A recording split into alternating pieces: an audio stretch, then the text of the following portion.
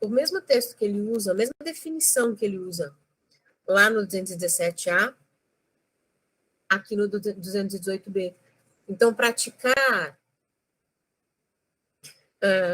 a relação sexual com aquele que tem enfermidade ou deficiência mental que o impede de discernir sobre o ato que está praticando,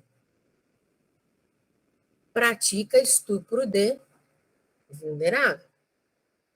Não vai ter aqui esta equiparação para o crime de favorecimento da prostituição. Então, o que a gente vai ter de resultado disso, né? O 244A do ECA perde a sua vigência, é substituído pelo 218B para aquele indivíduo que, de alguma forma, induz, atrai, facilita, impede ou dificulta o abandono da prostituição ou submete aquela criança ou adolescente à prostituição. E para aquele que pratica o ato sexual diretamente com a criança ou adolescente, com o menor de 18 anos, mas que seja de até 15 anos, entre 14 e 18 anos, certo? Maior de 14, menor de 18, né? 15 a 17. Então, nessa faixa etária, também vai responder pelo favorecimento à prostituição, ou outra forma de exploração sexual, aquele que, no contexto de prostituição infantil, no contexto de exploração sexual, pratica os atos sexuais com este jovem aqui. A gente vai ter nessa faixa etária do inciso 1º, do parágrafo 2º do 218B, somente adolescentes, né, pessoal? Uma faixa, inclusive, menor do que o grupo dos adolescentes em si, certo? Então, para aqueles que praticam com este grupo, equiparação. E para aqueles que praticam o ato sexual com os outros grupos abrangidos pelo caput, que são os menores, os de 14 para baixo, né? Os com 14 anos ou menos, ou aquelas pessoas que têm, em razão de enfermidade ou doença mental, redução do seu discernimento, vão responder por estupro de vulnerável. Então, aquele que induziu, favoreceu, submeteu, responde pelo 218B, e aquele que praticou o ato neste contexto, pelo 217A. Seja no caput, seja no parágrafo 1º. Ok? Então, nós vamos ter as duas faixas aí distribuídas pelo Código Penal. Então, para o 217A, a gente tem as crianças e uma parte dos adolescentes, né? Até 14 anos. E para o 218B, a prática do ato sexual em si, seja conjunção carnal, seja qualquer outra natureza de ato libidinoso, vai acabar se enquadrando, se no contexto, obviamente, de prostituição, de exploração sexual, o inciso 1º do parágrafo 2º do 218B. Ok?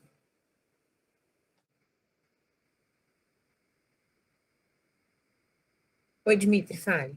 Ô, professora, eu estava vendo aqui que você começou a falar sobre o assunto, é que nos primeiros minutos você estava tentando fazer o login pelo outro e-mail, por isso que não estava dando para entrar.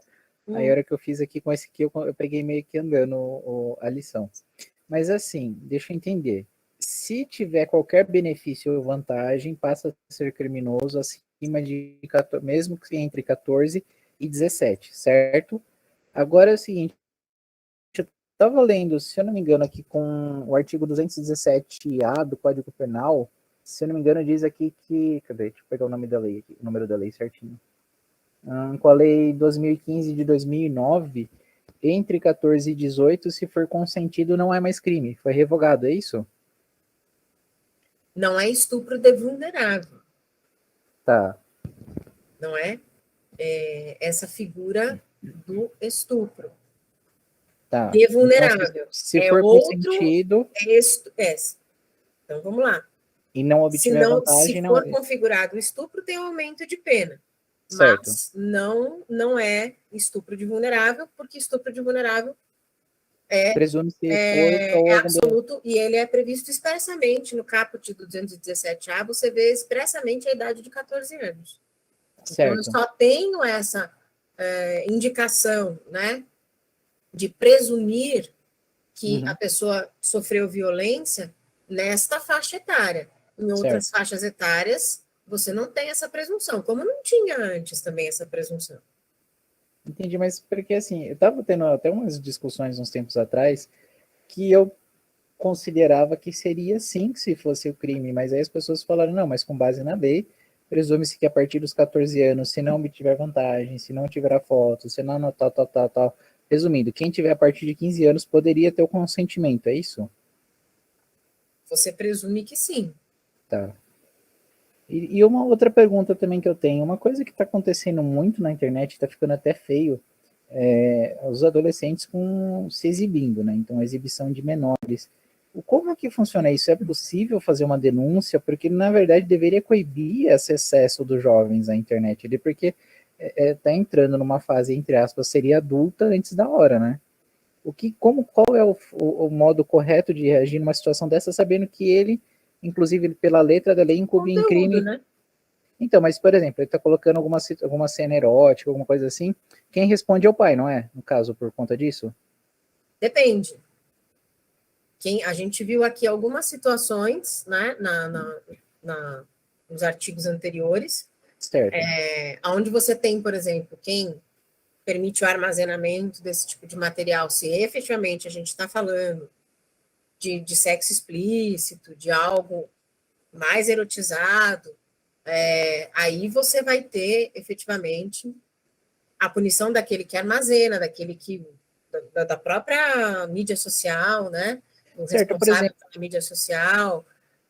Os pais, eles vão ter, vamos lá, a criança e o adolescente ali nessa situação, eles estão em risco, né? Certo. Então, os pais podem ser chamados a se responsabilizar de alguma maneira por isso, não necessariamente eles estarão praticando um crime. Certo. Né? Vai depender se existe a configuração de uma dessas figuras típicas aqui que a gente está estudando. O pai é responsável, o pai, a mãe, né, é responsável pela exploração desse tipo de imagem, tem conhecimento disso até que ponto? Suponhando, né? que os pais não tenham eles não tenham permitido, e esteja, por exemplo, circulou um tempo aí há uns 2 anos atrás, um caso que ficou famoso na internet. O menino gravou uma cena com a namorada dele, ambos menores, e eles trocavam fotos íntimas. E, diante disso, acabou que virou viralizando na mídia, e até a mãe dele espancou ele e tal, enfim, tudo que ele fez. Eu não julgo ela por ter agredido ele, mas enfim. Sim, mas tudo bem. Mas no outro caso, são ele e Marzenari, os dois sendo menores, mesmo os dois sendo menores, eles também cometeram crime. Por questão de descuido, né? A nova lei agora, depois da Carolina Dickmann. Sim, mas mesmo sendo menor, eles não poderiam ter esse contato, essa intimidade via fotos, coisas armazenar? Não configura. Porque diz até que, se eu não tiver enganado... Primeiro não seria crime, seria ato infracional, né? Certo. Porque dentro do ECA eles vão responder com medida, mesmo que enquadrados, com socioeducativa, por ato né? infracional, né? E aí a sanção é socioeducativa. Só que, veja, uma coisa é você fazer um terceiro, você sem o consentimento do outro, fazer uma divulgação. Vamos pensar no adulto. Eu pegar fotos de uma outra pessoa Sem o consentimento dela, jogar na rede é uma coisa. Agora, a Independente da troca de idade da pessoa que cometa fotos isso. não é criminosa. Oi? Não, eu estava falando que independente da idade, quem distribui fotos de forma Para ser ato infracional, precisa inautorizada, ser uma conduta equiparada a uma infração penal. Existe a infração certo? penal de troca de fotos ser enquadrada como infração penal? Existe um enquadramento típico, né, da troca de Entre fotos? maiores de idade, não. Entre Então, eu não maiores de consigo idade, não. equiparar. Mas entre menor, sim. Que eu até vi uma discussão naquele, sabe aquele Jus Brasil, falando sobre isso também, que não poderia mesmo menores, aí os pais que responderiam, se eles tiverem Mas a veja, uma ciência coisa é do a que está acontecendo. responsabilidade civil, uma coisa é a responsabilidade pelo ECA, eles não têm autorização, não Certo. deveriam fazer isso. Outra coisa é a responsabilidade criminal. Crime depende de tipo legal, que é o que a gente está vendo aqui. A gente está vendo quais são os tipos legais que o ECA traz, quais são os tipos legais relacionados a essas previsões do ECA, que o Código Penal revogou, que o Código Penal trouxe, que se relacionam, né, de uma maneira mais direta. Mas você precisa de um fato típico, antijurídico e culpável para ter responsabilização penal. Então, é isso que eu quis Então, dizer. então A deixa eu depender ver do se só. caso, vai ter que se verificar se a conduta daquele responsável se enquadrou num tipo penal, por exemplo, de abandono, de uma situação mais gravosa. Caso contrário, Entendi. ele vai responder, mas ele vai responder civilmente, não é criminalmente. Então, Ele vai deixa eu ter só que ver se eu conta. entendi corretamente. Vamos pensar o seguinte: então, o fato de ter qualquer desse conteúdo, por exemplo, erótico, com menores, dentro daquela fase, mesmo que seja uma fase que já não é a infância, que seria na adolescência, Porque isso é previsão do ECA, é para criança e é adolescente. isso, certo? Então faz o seguinte: como é uma outra adolescente está fazendo, ele, no caso, seria inimputável, por ele ser menor, certo? Por isso que não tem a Não, tipificação. veja. É isso? Não, não. Vamos lá. Vamos olhar aqui Certo. para o slide. Vamos lá na guarda.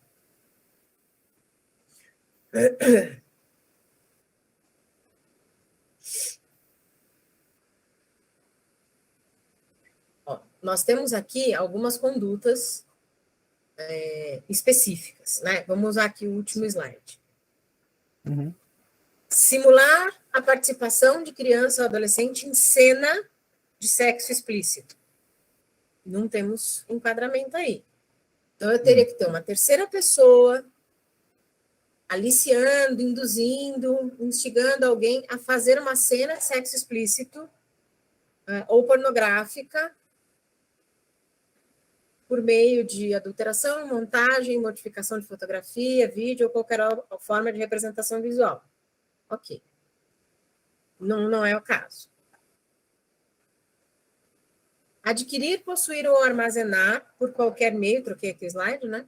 Fotografia ou vídeo de outra forma de registro que contenha cena de sexo explícito ou pornográfica envolvendo uma criança ou adolescente.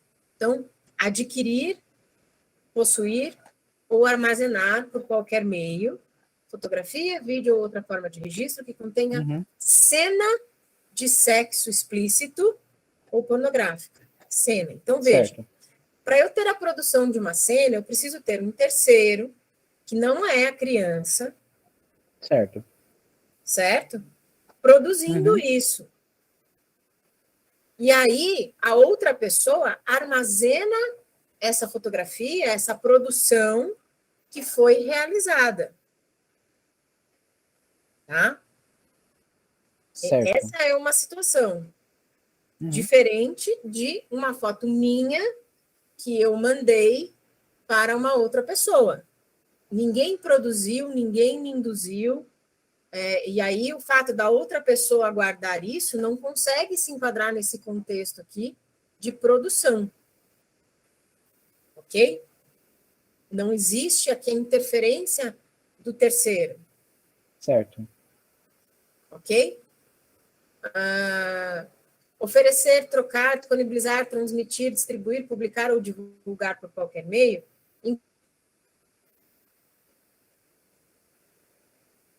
Cena de sexo explícito ou pornográfica envolvendo criança ou adolescente. Com algum esforço, né, você não levar em consideração que está havendo uma troca entre os próprios adolescentes, eu tentaria enquadrar aqui. Certo.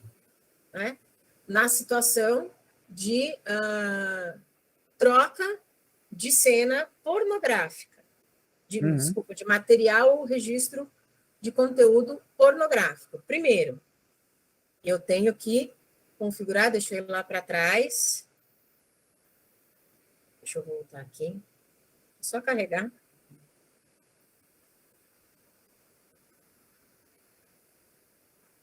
Ai, menino.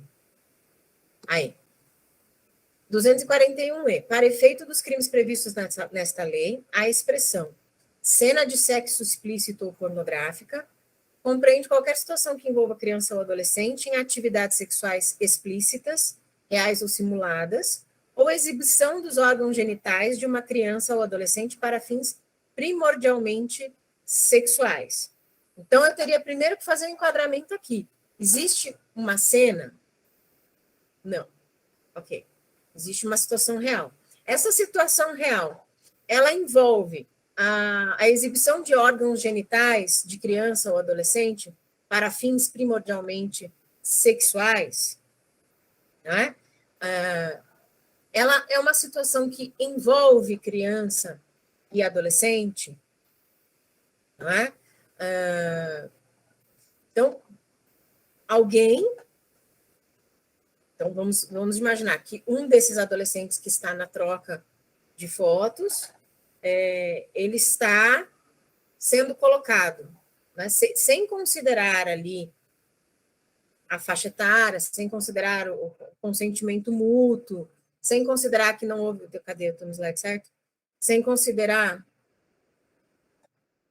Voltando.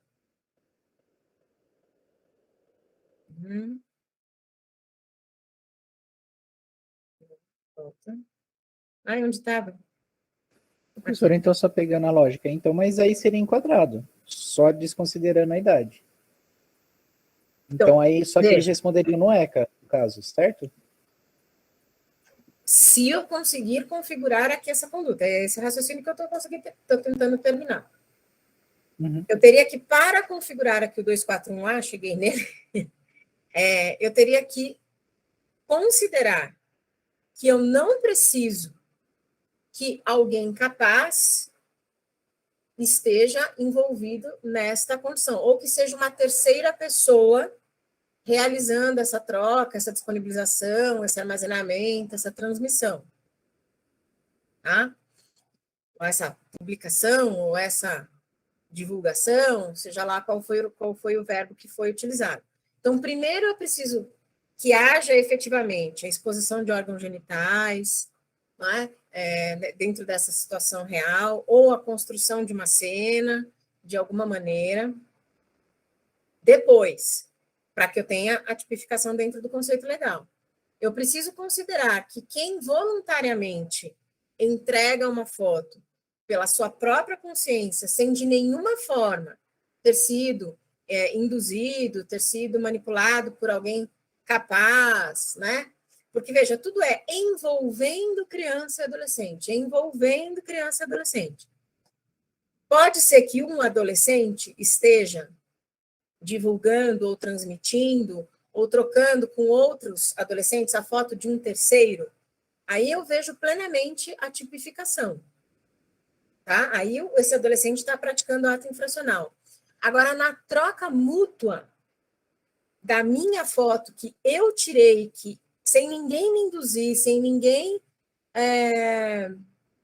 me levar a isso, não houve nenhuma produção ainda que seja real aquela situação, né? De maneira privada, com um outro adolescente que também está enviando isso para mim, eu não consigo enxergar essa configuração de uma maneira tão clara. Tudo bem, está falando aqui troca, mas troca de material que foi produzido a partir de cenas reais ou inventadas para esta finalidade de troca, de exploração, de guarda, né? De alguma forma, de exploração da pornografia infantil. É diferente daquela conduta individual, privada da troca. Entende? Se eu estou dentro de uma faixa etária em que eu não estou... vamos voltar para o estupro de vulnerável. Se eu tenho dois adolescentes de 16 anos praticando sexo de maneira consentida, qual é o crime? Se eu tenho um adolescente mais velho praticando sexo com um outro de 13, aí eu posso ter um enquadramento. Percebe? Porque aí eu perco a condição de consentimento. Eu perco a condição de vida privada. Eu perco, e aí eu passo a ter o respaldo legal. É lógico que a situação de estupro vulnerável é muito mais grave. E até por isso ele existe, né? Presumindo de maneira absoluta ali na lei que a idade é configurativa de estupro, né? Mas esse raciocínio vai valer aqui. Eu preciso ter ou uma cena ou alguma forma de exposição mais drástica, né, do corpo sob a intervenção a criação daquilo, né, a existência daquele registro, daquela foto, de alguma forma foi desvirtuada por terceiro. Eu não consigo enxergar essa configuração tão clara. Ok, vamos englobar aqui a conduta desses adolescentes. Não vamos considerar que precisasse que esse registro tivesse, de alguma forma, a participação anterior, que é dos crimes ali inicialmente colocados, produzir, reproduzir, dirigir, fotografar, filmar ou registrar. Né? Então, não precisa ter um terceiro praticando nenhum desses atos para a criação daquele registro, para que as outras hipóteses decorrentes daqui se configurem. Tá?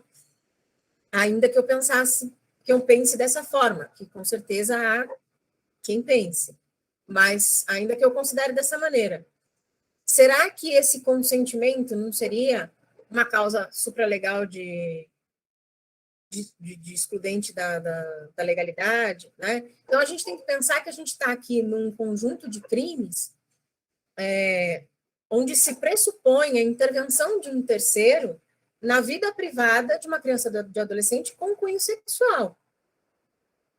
Ok? Então, uma coisa é uma troca mútua consentida. Outra coisa é, se um deles pegar esse registro e passar para uma terceira pessoa, acabou o consentimento. Agora tem um registro que, por qualquer meio, eu obtive e estou transmitindo isso de maneira, estou trocando com outras pessoas, com outros registros. Aqui eu enxergo o crime. Agora, na troca consentida, não.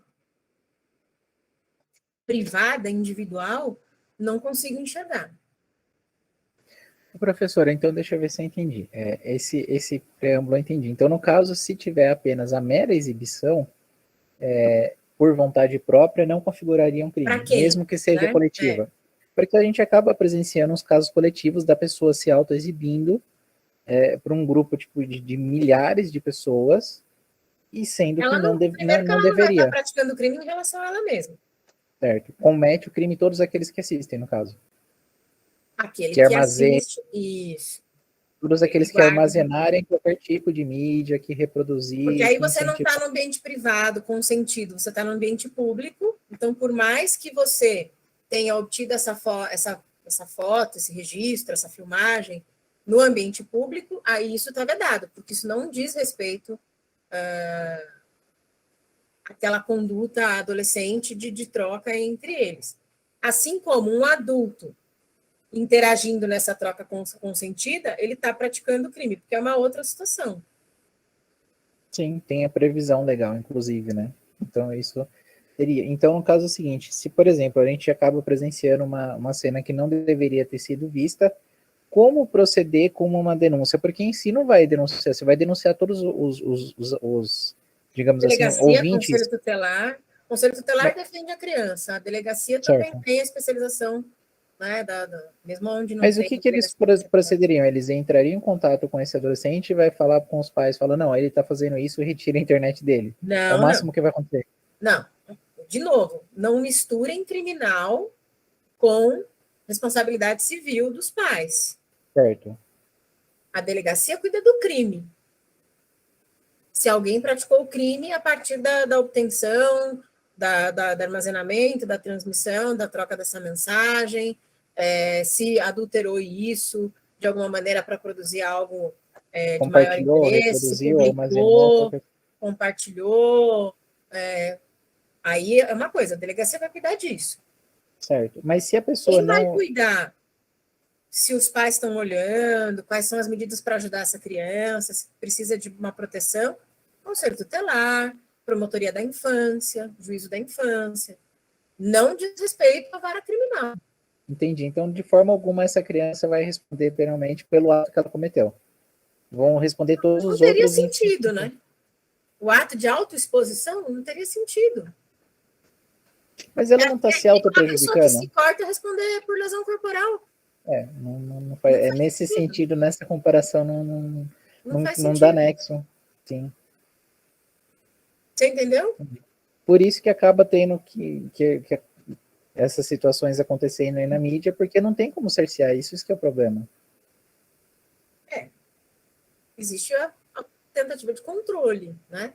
Por isso que a lei vem para tentar gerar um certo temor para todos aqueles que são responsáveis, para todos aqueles que compartilham, que visualizam, que curtem, né? Enfim. Ok, professora, tirou minhas dúvidas já quanto a isso. Obrigado. Tá bom? Muito bem. E aí, dentro daqueles crimes que a gente estava falando agora, situações mais graves, né? Efetivamente, estupro de vulnerável, né? Quando é que ele predomina. Então, sempre que eu tiver, independente da figura criminosa, e aí é interessante até porque a gente tem aqui a menção, né? E aí eu já vou até passar adiante, aproveitando o gancho aqui, no 218, por exemplo, induzir alguém menor de 14 anos a satisfazer a lascívia de outro. Então, aquele que induz o menor de 14 anos a praticar um ato sexual com outro, a satisfazer a lascívia do outro de alguma maneira, esse responde pelo 218. Mas e aquele que foi beneficiado com a indução deste agente aqui, né? E que praticou algum tipo de ato libidinoso com este menor de 14 anos? Ele vai responder pelo estupro de vulnerável. Então, depende da situação em que se está, né? Depende efetivamente da conduta que foi praticada para que haja algum enquadramento. Então, pode ser que eu tenha um enquadramento em infração penal dos próprios adolescentes? Pode ser, mas eu preciso encontrar exatamente o tipo penal onde eu tenho enquadramento, certo? E nós temos no nosso direito uma única exceção, né, que foi incluída até no contexto ali dos crimes contra a vida, de uma maneira até meio torta, né, algumas hipóteses de autolesão lá em relação ao suicídio, né? A gente tem lá junto com a conduta criminosa hoje de induzimento ao suicídio, né? A gente tem lá a previsão de algumas situações de autolesão, que são a única exceção, que são bem estranhas, inclusive, e que, obviamente, não podem ser aplicadas na forma consumada, né? Se consumar, quer dizer, pode consumar a indução, mas Se você consumar a morte, né, a partir de uma autolesão, fica um tantinho difícil de punir, né? Fica um tantinho complicado. Mas não faz parte da lógica do nosso direito. Existem teorias jurídicas que admitem esse tipo de situação? Existem, né? Mas não é a lógica do nosso direito, tá? Então, para o direito brasileiro, isso não faz algum sentido.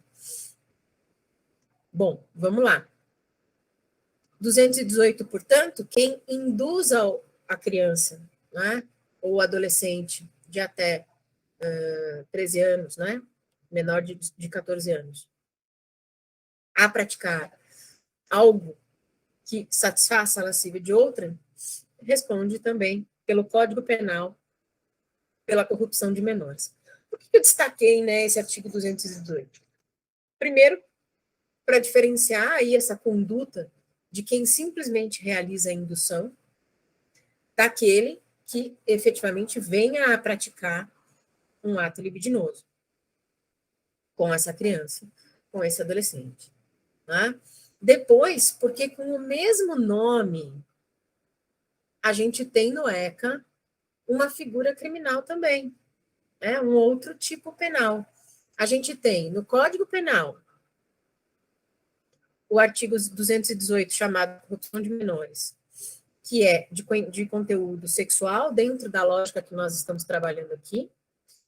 E nós temos, no ECA, uma corrupção de menores, do 244B, que não tem nenhuma relação com crimes que protejam a dignidade sexual de crianças e adolescentes. Que é a corrupção de menores, que eu acho que é até mais conhecida aí, ou sei lá, mais utilizada dentro do processo penal, que é a indução à prática de infração penal, né? Aquele que leva junto consigo, ou convence, né? Ou induz a criança ou adolescente, aqui o texto vai utilizar, mesmo sendo ECA, o menor de 18 anos, a prática de infração penal, né? Ou seja, praticou infração penal, cometeu ato infracional, se for adolescente, vai ser submetido a medida socioeducativa, se for criança, somente medida de proteção. Né? Mas aí nós estamos falando de quaisquer tipos penais. Né? Aquele que é maior, corrompendo a criança ou adolescente, induzindo-o à prática de uma infração penal, acompanhando a prática de uma infração penal, né? Levando-o, de alguma maneira, à prática da infração penal. Importante a gente dizer que aqui neste 244B do ECA, existe a escusa, né, da tipificação desse crime, nos casos em que o maior, né, o adulto ali, capaz, que praticou conjuntamente a infração penal, ou que estava no mesmo contexto criminoso, né, se demonstrado que ele não teve responsabilidade no ingresso deste jovem no mundo do crime. Então, às vezes, a gente tem adolescentes, principalmente, né, que já têm um forte envolvimento com o mundo do crime, né, já tiveram outras infrações penais praticadas de forma registrada anteriormente. Né? Então, aquele indivíduo que naquele momento está praticando junto a ele uma infração penal, ele não tem responsabilidade pela corrupção. Então, não tipifica o crime. Não foi ele que corrompeu. Aquele jovem já estava corrompido quando praticou a infração penal com este indivíduo agora atualmente. Certo? Então, se analisa, no caso, além desse 244B não ter o cunho sexual, de ser aplicado de maneira geral, a prática de quaisquer infrações penais em concurso com um adulto, não é? Para a configuração efetiva desse crime, nós precisamos observar a presença do sentido de corrupção para esta finalidade. Aqui é corromper no sentido de levar, introduzir aquele jovem no mundo do crime, na prática de infrações penais. Portanto, se já é um jovem previamente envolvido na prática de infrações penais, ele não, isso não ensejará a prática de corrupção de menores do 244B, do ECA, né, pelos maiores, pelos adultos ali, que participaram conjuntamente daquela infração que está sendo analisada. Ok? Conseguem visualizar isso daqui? Importante. Saber de que corrupção a gente está falando, que tipo de corrupção. Uma coisa é a corrupção sexual, né? Que está lá no Código Penal. Outra coisa é a corrupção para a prática de infrações penais, né? Levar aquele jovem à prática de infrações penais. Aí é algo bem menos gravoso, né? E tratado ali diretamente pelo ECA, tá? Não tem como a gente entrar aqui nessa discussão em todas as figuras criminais possíveis, previstas, envolvendo dignidade sexual de crianças e adolescentes no Código Penal, por exemplo. A gente menciona aí 218A, 218C, né? Outras formas, né, de práticas desse cunho. Então, veja, uma prática mais gravosa, a divulgação de cena de estupro ou cena de estupro de vulnerável. Então, a gente está efetivamente envolvendo aqui a faixa de crianças e adolescentes. Então, isso, o 218C, nessas situações, ele se sobrepõe aos artigos que a gente viu lá no ECA também, porque ele é mais grave, né? Porque a cena não é uma simples cena erótica, né? É uma cena, efetivamente, de estupro, né? De violência contra criança e adolescente, então algo mais gravoso. Aquele que satisfaz a lascívia mediante a presença de criança e adolescente, mas sem cometer o estupro, né? De vulnerável, por exemplo, sem efetivamente chegar à prática do ato libidinoso, da conjunção carnal, né? Com o menor de 14 anos, ele também responde por um crime. Então, aquele que induz lá no 218 do Código Penal, e aquele que ou está do outro lado, se satisfazendo, sem envolver a criança efetivamente numa situação de estupro de vulnerável, ou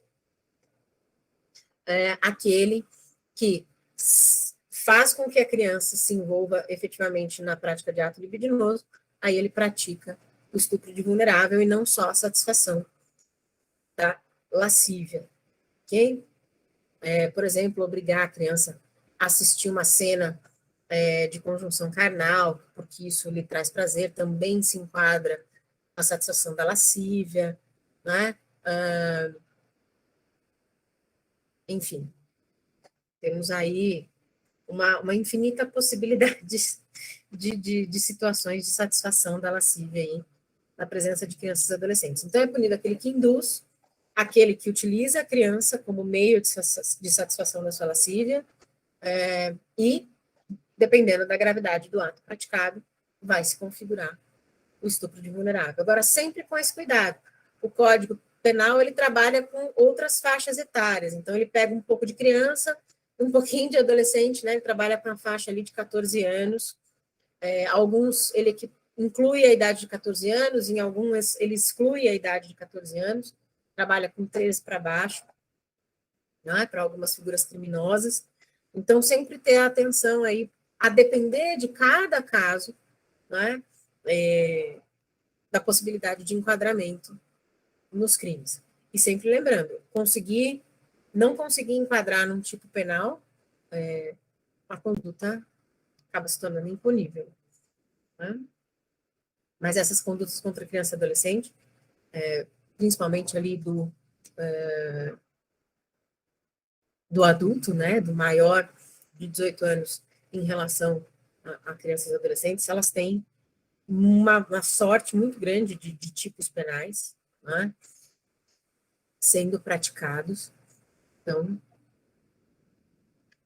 sendo previstos, né, praticados ou não, então, provavelmente a prática de um ato de cunho sexual envolvendo criança e adolescente vai conseguir enquadramento em alguma dessas figuras, né, a depender aí da sua natureza. Maravilha? Muito bem. Além disso, pessoal, a gente vai ter agora, saindo aqui dessa ideia de crimes sexuais, né, de crimes contra a dignidade sexual da criança e do adolescente, um grupinho de artigos que tem uma outra conotação, né? O acesso da criança e do adolescente a determinados artefatos, objetos que trazem risco à sua saúde, à sua integridade física e até mesmo à sua vida, né? Então, a gente começa aí falando de entrega de munição e explosivo, né? Não importa a que título, não importa se você está vendendo, se você está dando, se você está emprestando, né? Você não pode facultar o acesso a explosivos, a armas, a munições para crianças e adolescentes. Né? Além disso, substâncias psicoativas, como a bebida alcoólica, que é, via de regra, uma substância legalizada, certo?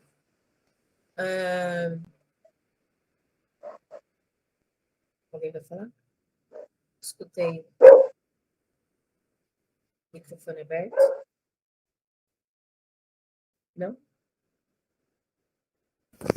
Acho que é da Meurelli que tá ouvindo os cachorros. Ah, tá. É porque eu ouvi um barulho que eu não consegui identificar daqui. Eu tô com o ventilador na orelha aqui. Professora, só aproveitar e falar boa noite só. Boa noite. Professora, Oi. boa noite, desculpa. Eu coloquei uma pergunta aí, mas a senhora já respondeu. Ih, eu não estou escutando. Não? Está ouvindo Peraí, agora? deixa eu... Agora está ouvindo?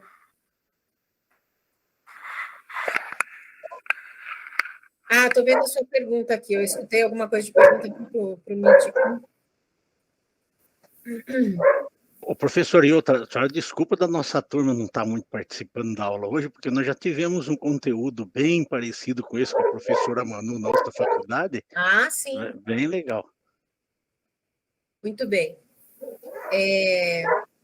Deixa eu ver se eu entendi sua pergunta, Sandra. Quem foi beneficiado por essa indução? A pessoa que está satisfazendo a sua lascívia. Isso, a pessoa que está recebendo. A senhora falou que a pessoa que... Dependendo do ato que ela praticar com a criança ou com o adolescente, ela pode responder por estupro de vulnerável, ela pode responder pelo 218A. Isso que eu não tinha ouvido, é o 218A, então. Isso. Tá ok, professora, obrigada. Dependendo do tipo de prática que ela realizou com a criança ou com o adolescente. Tem outras figuras ainda onde ela pode se enquadrar. Pelo Código Penal de corrupção, né? Pelo Código não é corrupção. Corrupção é a do 218, caput. Isso, desculpa. Ok. Tá? E é a indução, é quem induz. Quem pratica a corrupção do Código Penal é a indução do 218. Né? Ok, certo. Depois a gente vai ter outros tipos penais, 218A, 218C, entre outros. Tá, que eu não tinha entendido, eu acho que eu cheguei na metade da explicação. Desculpa, vai depender, tá? Tá bom, imagina. Vai depender aí do tipo de prática que efetivamente ocorreu. Tá, ok, obrigada, viu?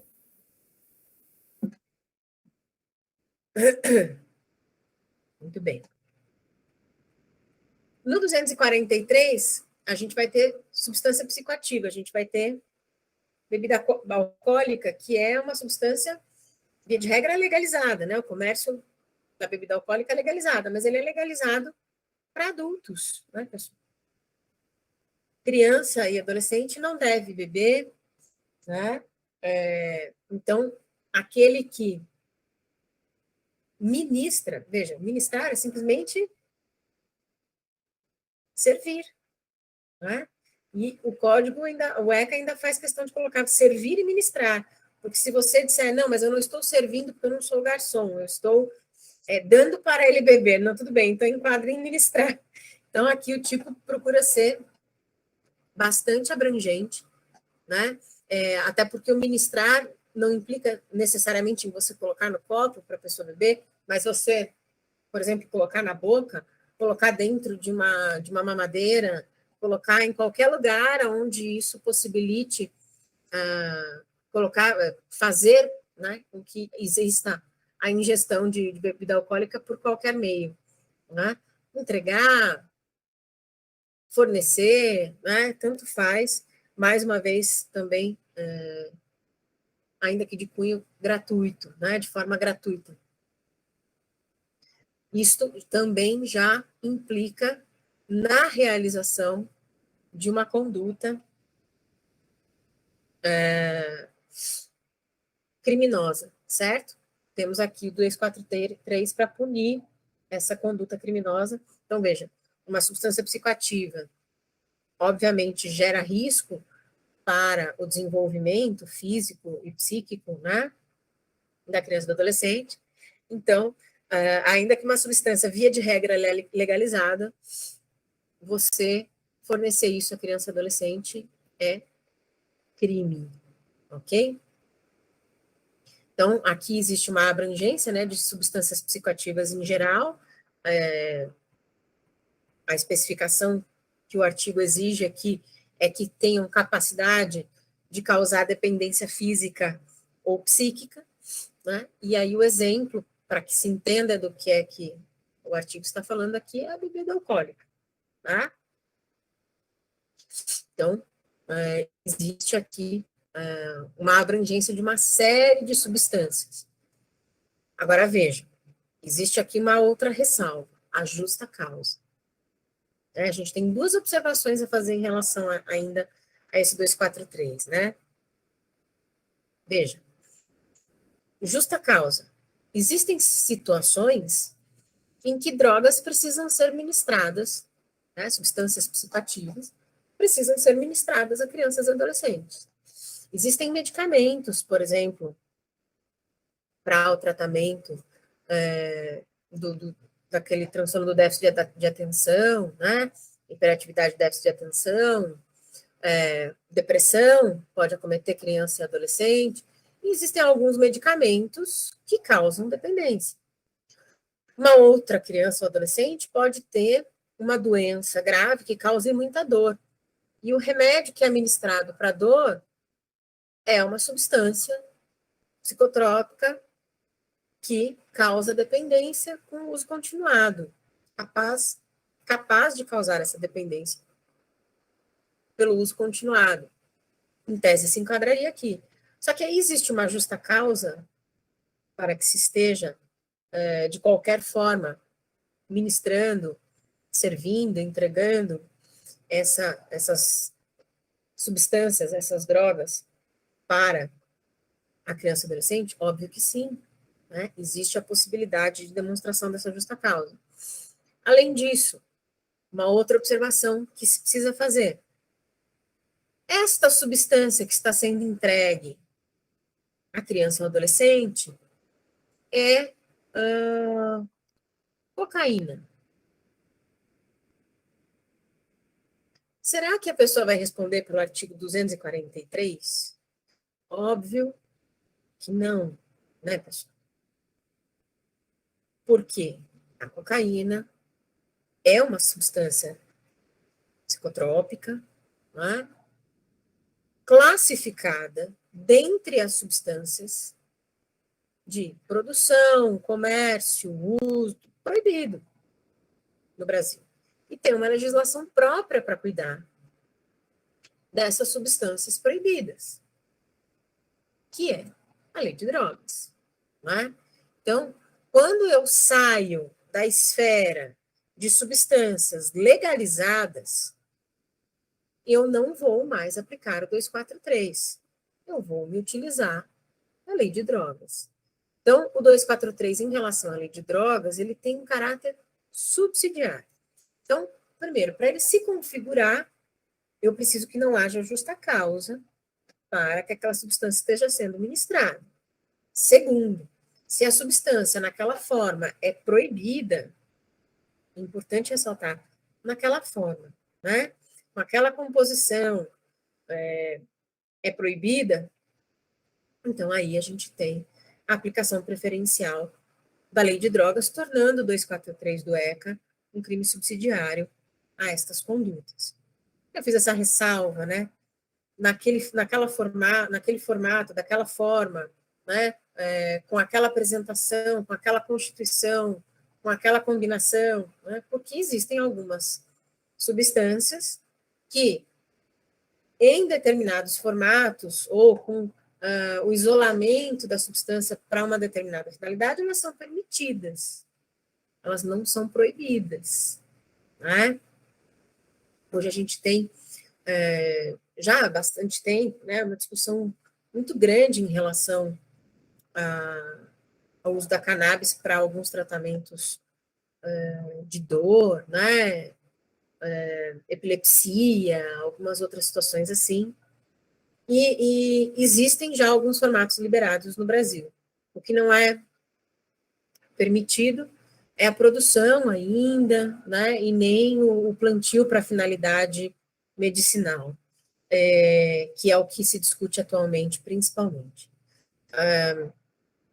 A liberação dessa produção dentro do país, do medicamento, né, à base de cannabis, e até mesmo o cultivo, né, para possibilitar essa produção. Com essa finalidade, obviamente, né? Não existe, acredito que, uma crença dos órgãos públicos no sentido de que sejam capazes de fiscalizar isso. Então, a discussão não anda muito. Mas a gente já tem algumas formas, né, isoladas de algumas das substâncias provenientes da cannabis que são já autorizadas, né, porque comprovadas. E no fim das contas, né, gente, a gente usa morfina, né, a gente usa opioide em um monte de medicamento. Qual é a diferença entre ópio e maconha? Né? É só realmente regulamentar.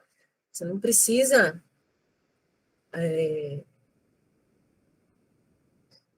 permitir aí o consumo de ópio na rua para dizer que você vai permitir a produção do medicamento que tem derivado do ópio, né? Então, é uma questão realmente de se trabalhar melhor aí essa legislação, as formas de fiscalização, né? Por ser uma droga muito popular, né? Então, acaba gerando uma discussão mais acalorada, muitas vezes, mas que precisa só ser bem entendida em alguns momentos, né? Aí, liberação de drogas, aí já é outra discussão, né? Aí, do uso mesmo para fim recreativo, né? Aí já é outra discussão que não tem nada a ver com essa aqui, da justa causa, né? Para a administração de determinadas substâncias. Então, isso é interessante por conta de se falar do quê? Havendo autorização, então você não tem nem a prática do 243, nem a prática da lei de drogas, né, nas situações em que exista justa causa para um produto legalizado. Ok? Muito bem. O 244, muito próximo do 242, né? Lá no 242, arma, munição explosiva. No 244, fogos, não é? Material também de conteúdo, de capacidade de proporcionar queimaduras de grandes proporções, né, de muito risco pessoal aí para manipulação para crianças e adolescentes, certo? Muito bem. E, finalmente, pessoal, dentro ainda desse nosso breve, né, estudo em relação aos tipos penais do ECA, a gente tem a previsão aqui da infiltração de agentes para uma série de tipos penais relacionados aqui que a gente estudou, não só do Estatuto da Criança e do Adolescente, mas também muitas figuras do Código Penal, né, que se relacionam aí à proteção de crianças e adolescentes. Então, efetivamente, o ECA englobou aqui, né, a utilização da infiltração de agentes para a utilização na defesa da criança e do adolescente, independente do tipo penal ser previsto no ECA ou no Código Penal. Né? E ele menciona aqui quais seriam os artigos, então, que estão enumerados. Uma coisa importante, né, a gente tem crimes hediondos relacionados aqui entre esses crimes. Né? Nós falamos do 218B, que fala da exploração sexual infantil, da prostituição, né? Ele é expressamente colocado lá no rol dos crimes hediondos. Né? Então, são crimes, muitos aqui contra a dignidade sexual, né? Crimes de grande gravidade, os crimes envolvendo pornografia infantil, não é? Então, todos eles estão abrangidos pela possibilidade de investigação através da utilização do recurso, né, do meio de obtenção de prova, infiltração de agentes. A previsão aqui é bem parecida com a previsão que a gente estudou na Lei das Organizações Criminosas. Então, a gente vai depender de autorização judicial, a gente vai depender de representação do Ministério Público ou do delegado de polícia, mas com algumas diferenças.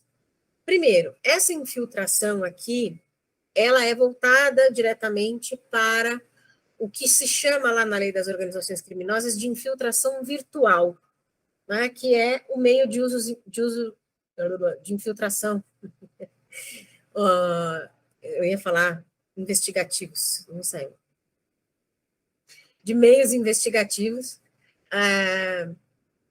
junto à internet, junto a vasculhar, né, meios eletrônicos, para, com esse monitoramento, né, com esse acompanhamento das atividades junto aos meios virtuais, conseguir angariar provas da prática desses crimes. Né?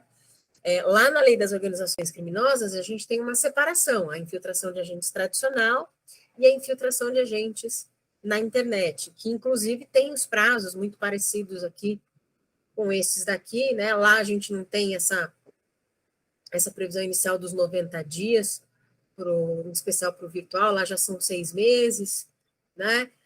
Mas aí a gente vai ter esse limite de 720 dias aí, para a prorrogação também é bem parecido o número. Aqui a gente não tem aquela observação que nós vamos ter lá na Lei das Organizações Criminosas, relacionada a quando o Ministério Público solicita a infiltração, tem que ter parecer do delegado de polícia para que ele possa orientar e instruir. Aqui já existe a definição do que é que precisa constar para que o juiz autorize, né, a representação do Ministério Público ou do delegado de polícia. Então, seja uma representação do Ministério Público ou do delegado de polícia aqui, tem que ter a demonstração de necessidade para o juiz avaliar. O que é isso? Tem que dizer quais vão ser as tarefas executadas, para que elas vão servir, como é que eu identifico os agentes que estão participando da operação, para que eles não sejam envolvidos nos atos criminosos, né, o apelido que vai usar lá, o nickname, né?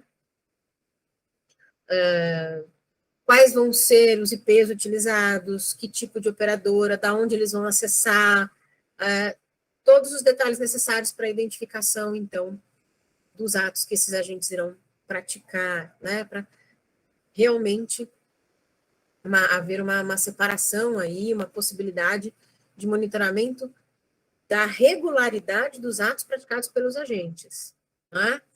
Inclusive com a solicitação de relatórios. Essa solicitação de relatórios, ela também está lá na lei das organizações criminosas. Então, existe uma grande aproximação, né?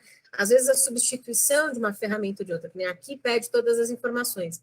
Lá, se for o Ministério Público que pediu, como o Ministério Público não vai realizar diretamente a investigação, aí o delegado de polícia tem que concordar e dar o suporte técnico para a realização, né? E assim, sucessivamente, pequenas diferenças entre um e outro, né? A limitação aqui, a infiltração virtual, né? E, igualmente, também há um meio de obtenção de prova residual, né? Não foi possível obter, por outras formas, a prova necessária para a investigação, não se mostra possível, em alguns casos, em razão da natureza, que se faça outro tipo de investigação que não seja esse tipo de infiltração virtual, né? Que aqui não chama infiltração virtual. Aí sim a infiltração será deferida pelo juiz, né? Então tem sempre que se observar a preferência por provas mais tradicionais, né? E aí, se não for suficiente, aí permitir esses meios mais complexos de obtenção de prova, né? Especificamente a infiltração de agentes, né? E aí, aquelas preocupações que também a gente comentou lá na lei das organizações criminosas. Tem alguma coisa de novo. De que os agentes que estão ali, né? Veja, você está permitindo para coletar material pornográfico envolvendo criança e adolescente. Então, obviamente, que o fato da pessoa estar ali se relacionando com as outras, dentro daquela rede social ali específica, né? Dentro do blog, dentro, tá acessando determinados sites, né? Ter armazenado o material para ser utilizado depois na investigação não pode constituir crime, né, pessoal? Obviamente que isso precisa, essa proteção precisa ser dada aos agentes, né, que estão participando aí da infiltração. Nem precisaria prever isso, mas canja de galinha e cautela nunca fizeram mal a ninguém, né? Então, a lei tem algumas previsões, tanto aqui quanto lá na lei das organizações criminosas, nesse sentido, né, de resguardar os agentes que participam, para evitar qualquer tipo de margem de discussão em relação a isso. Efetivamente, eles vão precisar praticar condutas que seriam proibidas tanto para a sua carreira quanto para qualquer cidadão comum, né? Então, não pode haver prejuízo em relação a isso. Mais do que óbvio, muito mais aqui do que já é necessário na lei das organizações criminosas, manutenção do sigilo em relação ao conteúdo dessa operação, né? A preservação das informações que estão sendo obtidas quando relatadas ao juiz, né? Para que isso não ocorra um vazamento, para que as pessoas erradas não identifiquem aí quem são esses agentes, né? Para não só para não colocar a perder a investigação, mas também, aqui no caso específico, para preservar as vítimas, né? Que eventualmente podem ter sua vida devassada aí, com o conteúdo que foi colhido nas investigações, né? Na operação de infiltração. Certo? Pois não?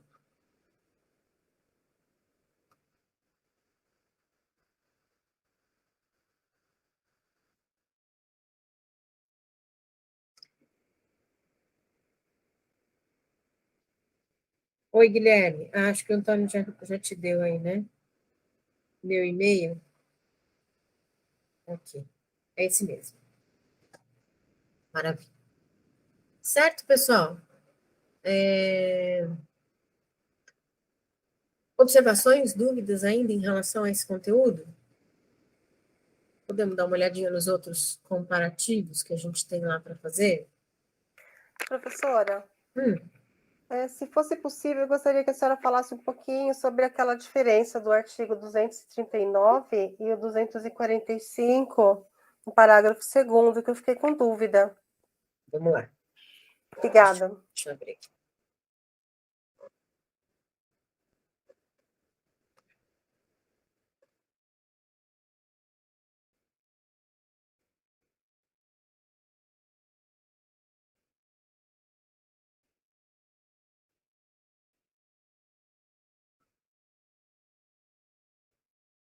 Vamos lá.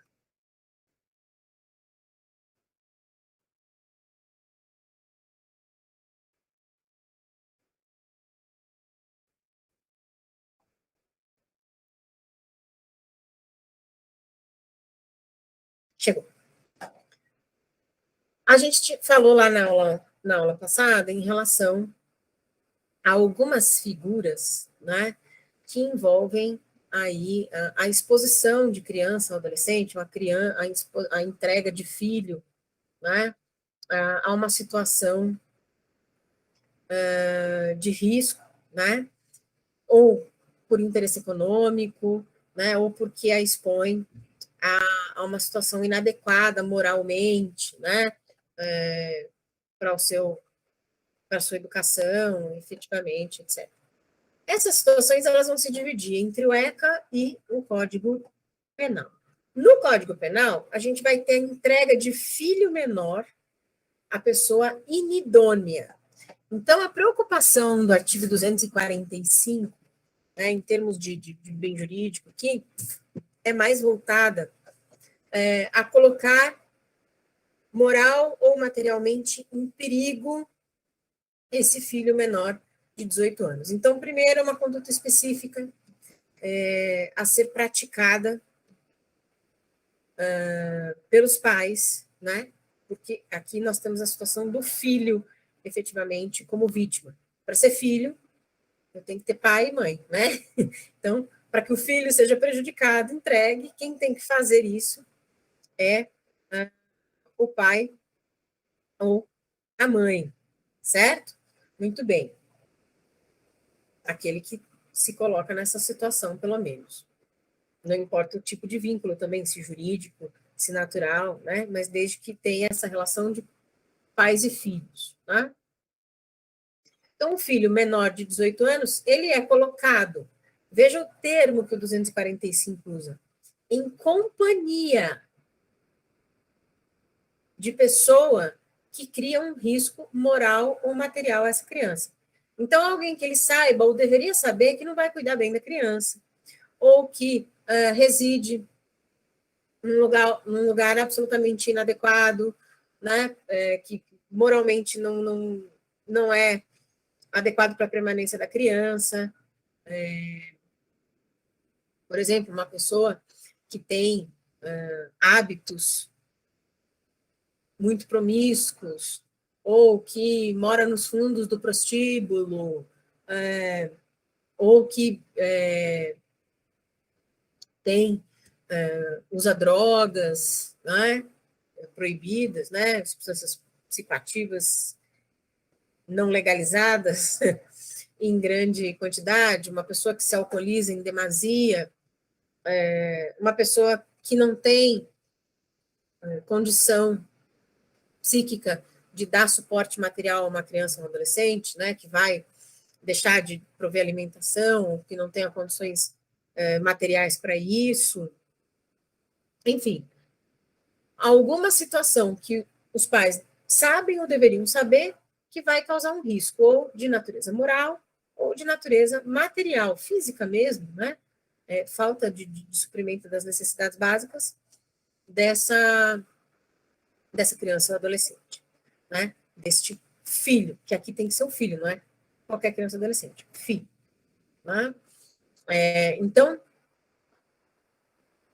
especificamente, a gente tem esse tipo de enquadramento. No parágrafo 2º, a gente vai ter a previsão de que também incorre nessa pena,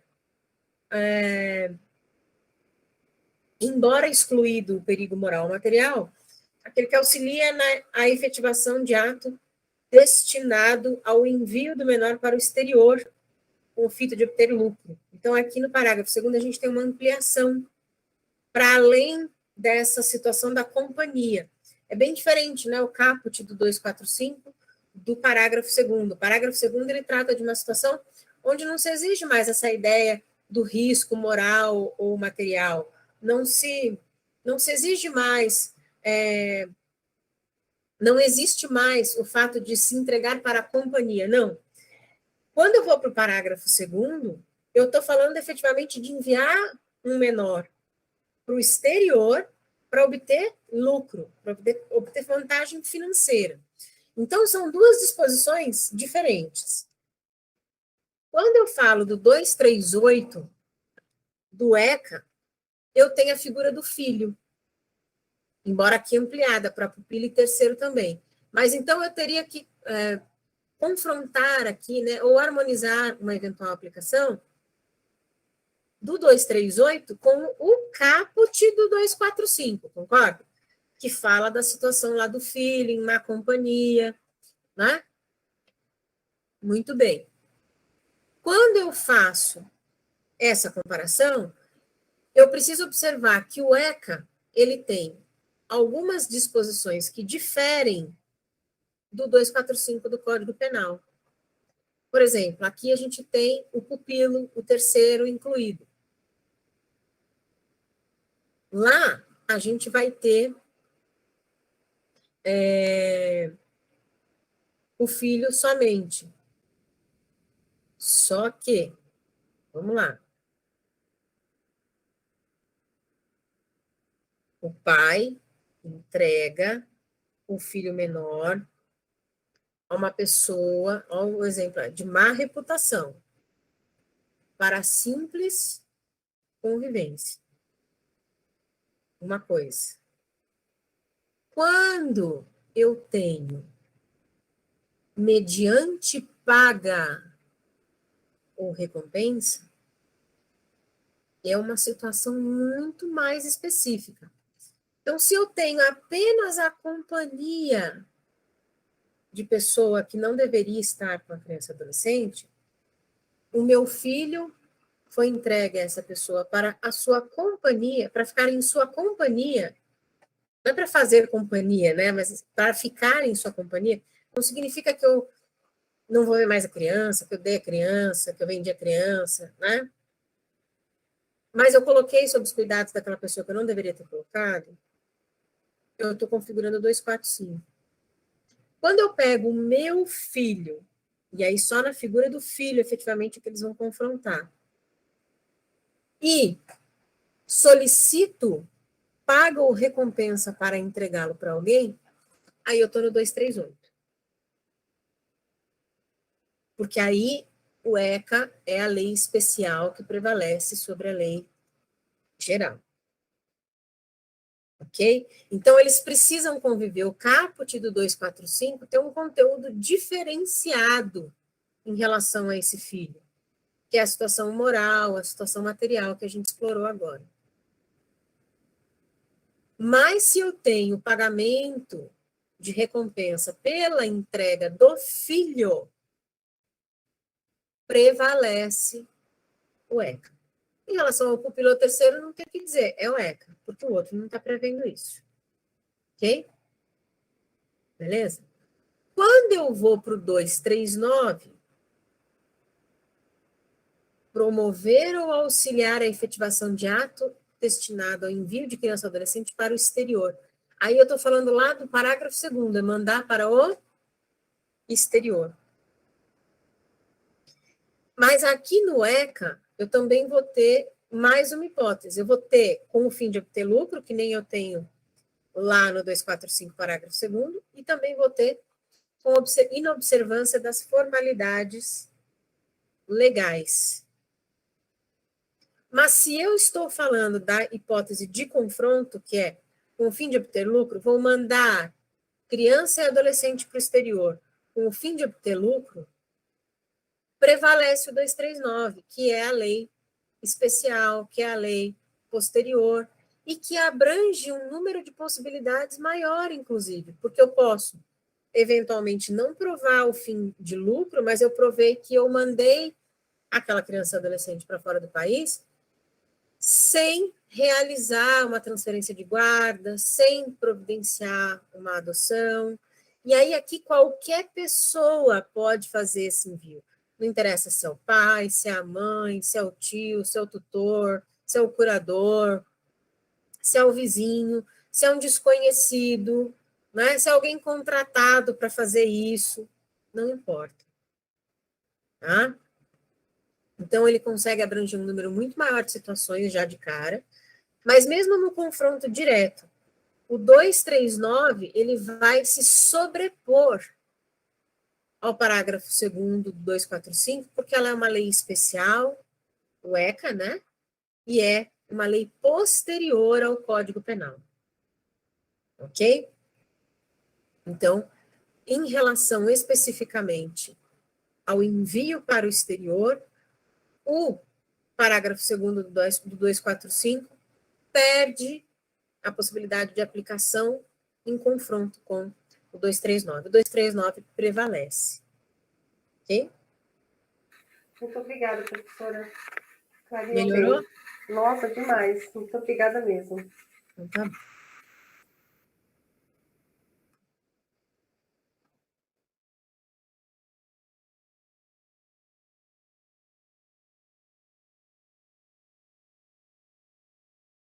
Então, agora, vamos entrar no outro slidezinho, no outro material, que de maneira bem genérica, eu chamei de comparativos, porque eu estou cada hora falando de uma lei, né? Embora a gente tenha ficado mais fixado em uma legislação, a gente vai ter aí comparativos diversos sobre pontos de vista diferentes, né, de algumas legislações.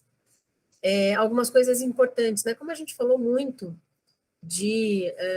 por exemplo, de lei das organizações criminosas, né, então, a gente acabou mencionando, em alguns momentos, o crime hediondo, né, mas acabou não se aprofundando em relação a ele. E a lei dos crimes hediondos, eu suponho que a maioria dos senhores já tenham tido algum contato. Por isso que eu coloquei uma pergunta lá no questionário, para que vocês consultassem a lei e vissem qual é a lista de crimes hediondos, né? Quais são os crimes hediondos? Quais são os crimes hediondos do Brasil? Os crimes hediondos no Brasil são os que constam da lista da lei dos crimes hediondos. Olha, que coisa. Né? Está escrito lá é crime hediondo. Não está escrito lá, não configura crime hediondo. Né? E a nossa Constituição Federal, ela trata dos crimes hediondos num pacote, né? Num pacote que engloba a tortura, o tráfico ilícito de entorpecentes, as drogas, o tráfico de drogas, o terrorismo, né? E muitos destes crimes tratados nesse pacote pela Constituição Federal vão acabar sendo tratados dentro da própria lei dos crimes hediondos, né? Vão ter as suas leis específicas para cuidar ali do seu conteúdo, né? Então, a gente vai acabar tendo realmente essa inter-relação que surge lá na Constituição Federal, refletida, né, dentro da legislação que realiza, então, a missão, né, de regular a previsão dessas figuras, certo? Porque o que é tortura? Né? Voltando, a gente está falando de direito penal. A gente precisa ter um tipo penal específico que diga que tipo de conduta, qual conduta consegue se enquadrar como uma tortura para fins de responsabilização penal, né? Para fins de configuração de crime. Porque senão a Constituição pode falar durante páginas e páginas sobre a tortura. Se eu não tiver a definição legal do tipo, eu não vou punir ninguém por tortura. Né? Quanto menos retirar benefício, como fiança, graça, anistia. Não faz diferença a Constituição prever isso se eu não tiver a definição do crime. Então, eu preciso da lei dos crimes hediondos para dizer o que é crime hediondo, eu preciso da lei de tortura para dizer o que é tortura. Né? Eu preciso da lei de drogas para dizer o que é tráfico de drogas, em que situações ele acontece, como ele se configura, né? Então, por isso a gente traz aí essa primeira comparação aí envolvendo essa legislação. Elas estão no combo, né? Então, vamos lá. O que a lei de tortura traz? O crime de tortura é inafiançável e insuscetível de graça e anistia. Precisava falar isso? Não precisava. Mas a lei que vai prever a tipificação da tortura reforça a previsão constitucional. Vai prever ainda o condenado por crime previsto nessa lei, salvo a hipótese do parágrafo 2º, iniciará o cumprimento da pena em regime fechado. Maravilha. Uma previsão muito próxima da que hoje é vigente nos crimes hediondos. Vocês podem ver lá. Parágrafo 2º lá da tabelinha dos crimes hediondos. A pena por crime previsto nesse artigo será cumprida inicialmente em regime fechado. Tráfico de drogas. Os crimes previstos nos artigos 33, caput, parágrafo 1º, 34 a 37 dessa lei, então ele definiu exatamente dentro do espectro de todos os crimes previstos na lei de drogas, quais são os crimes de tráfico, ok? Então, uma coisa é estar na lei de drogas, outra coisa é ser tráfico. Tráfico são esses que o próprio artigo 44 da lei indica. São inafiançáveis, insuscetíveis, e aí a lista aumenta além do que a Constituição previu. Sursi, indulto, que também não está lá, vedada a conversão de suas penas em penas restritivas de direitos. Então, traz outras limitações à concessão de benefícios quando se tratar de tráfico de drogas, né? Não necessariamente não só porque está na lei de drogas, mas quando se tratarem efetivamente de tráfico de drogas, que são esses aí indicados, certo? Muito bem.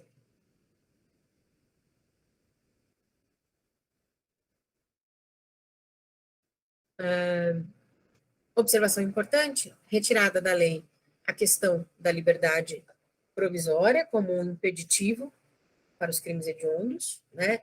A fiança está proibida pela Constituição, mas a liberdade provisória não, e tem-se aqui a retirada do texto, e a gente tem isso também por influência da súmula vinculante 26, que fala da progressão de regime, né?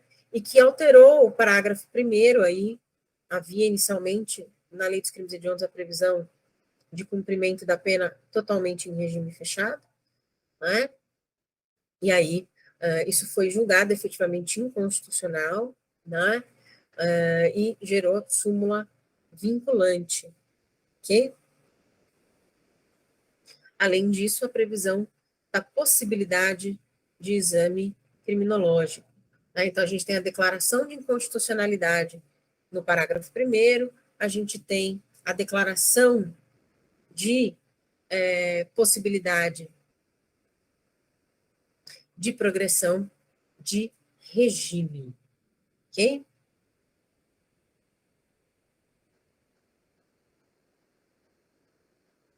Aqui temos um julgadinho para nós que nos chama a atenção, né? O tráfico ilícito de entorpecentes, o tráfico de entorpecentes privilegiado, não se harmoniza com a hediondez do tráfico de entorpecentes definido no caput do parágrafo 1º e parágrafo 1º do artigo 33 da Lei de Tóxicos. O tratamento penal dirigido ao delito apresenta contornos mais benignos, porque é a forma privilegiada, né, pessoal? Menos gravosos. São relevados o envolvimento ocasional da gente com o delito, a não reincidência, a ausência de antecedentes criminais, a inexistência de vínculo com organização criminosa, ok? Então, não haveriam as restrições da lei de crimes hediondos aplicáveis a esta modalidade de tráfico privilegiado, ok? Primeira constatação, portanto, o fato de ser tratado pelo grupinho ali na Constituição Federal, né, e a menção dentro da lei de crimes hediondos, embora não diretamente na lista, mas a menção à restrição de alguns benefícios que é feito expressamente dentro da lei 8.072, configuram aí a equiparação do tráfico ilícito de entorpecentes a crime hediondo, né? Aplicando-se, portanto, ao tráfico ilícito de entorpecentes não só as restrições da própria legislação que nós acabamos de ver, mas os cálculos mais gravosos, diferenciados, para concessão de outros benefícios, né, outras limitações, e entende a jurisprudência que, entretanto, a forma privilegiada não deve sofrer todas essas restrições. Né? Então, duas coisas se concluem aí da análise deste julgado. Ok? Uma outra comparaçãozinha interessante que a gente tem a fazer, voltando a falar de tortura, agora dizendo quais são, né, esses crimes de tortura, é a tortura com o abuso de autoridade. Existe uma certa congruência em demasia, né, com algumas figuras de uma e de outra lei. E, efetivamente, a gente precisa ir fazendo a interpretação, inciso por inciso, artigo por artigo, né? Casando ali uma informação com a outra, para ver aonde se aplica um, aonde se aplica o outro. Certo? Então, vamos lá. Tortura. Constranger alguém com emprego de violência ou grave ameaça, com o fim de obter informação, declaração ou confissão para provocar ação ou omissão de natureza criminosa ou em razão de discriminação racial ou religiosa. Oi? Alguém quer falar? Professora, onde que a senhora está lendo esse material? Desculpa.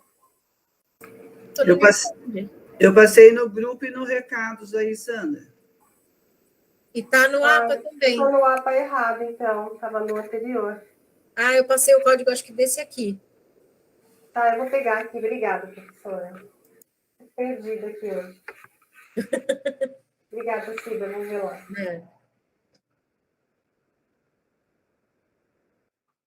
Então, vamos lá. Então, eu tenho o constrangimento também na lei de abuso de autoridade. Mediante violência grave ameaça, também na lei de abuso de autoridade. Só que na tortura tem alguns detalhes de enquadramento. Primeiro, na tortura, eu causo sofrimento físico ou mental à pessoa, segundo a letra da lei. Eu não tenho essa observação no abuso de autoridade, que, obviamente, pessoal, uma violência, uma grave ameaça, pressupõe-se que existe algum grau de sofrimento para essa vítima da violência ou da grave ameaça.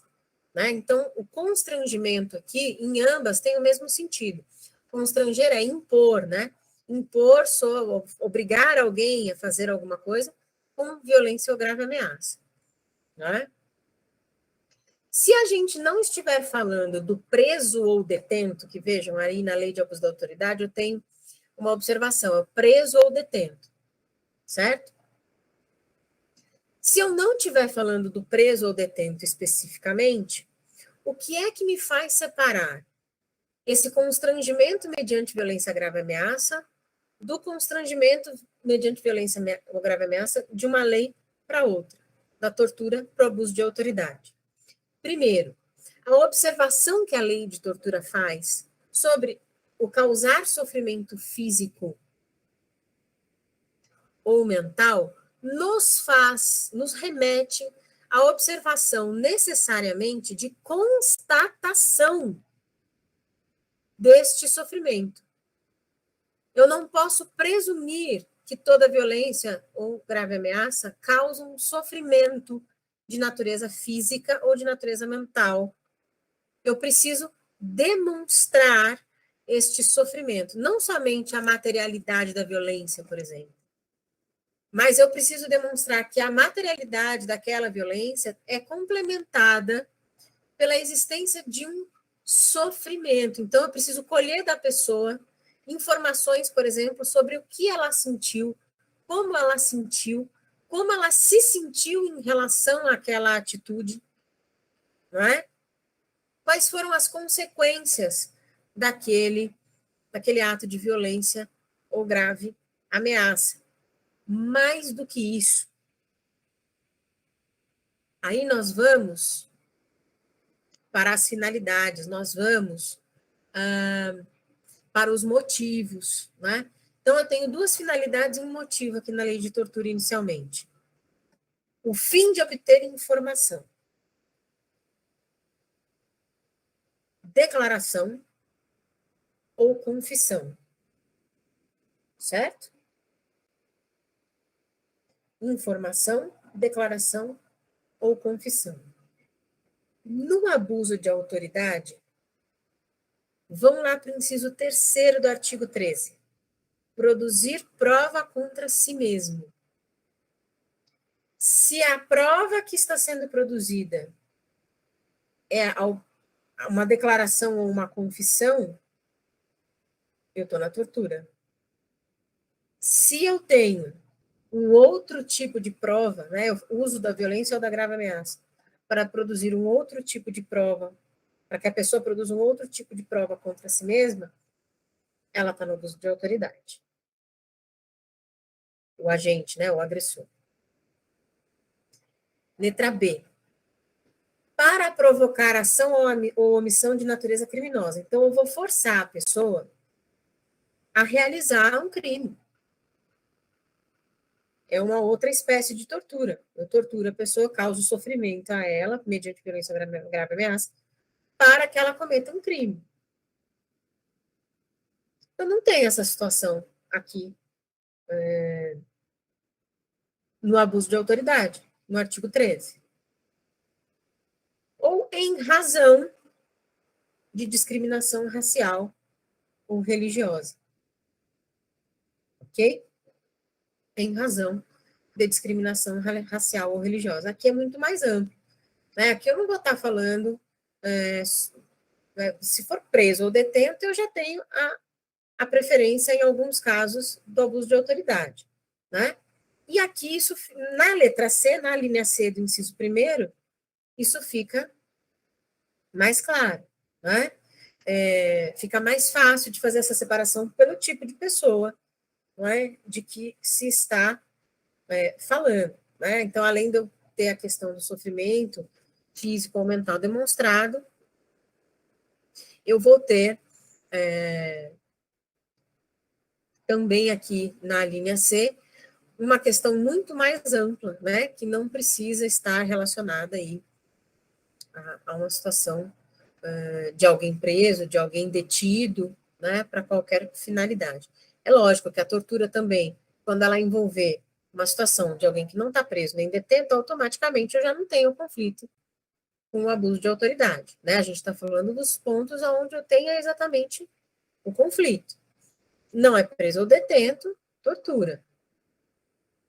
É preso ou detento, estou obtendo a confissão dele, tortura. Não é confissão, é outro tipo de prova, abuso de autoridade.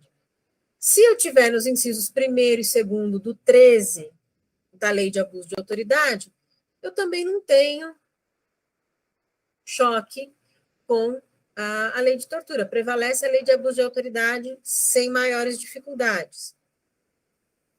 Mas, efetivamente, a gente vai ter situações onde eu tenho, por exemplo, preso ou detento, que teve sofrimento físico ou mental para a realização de um ato de prova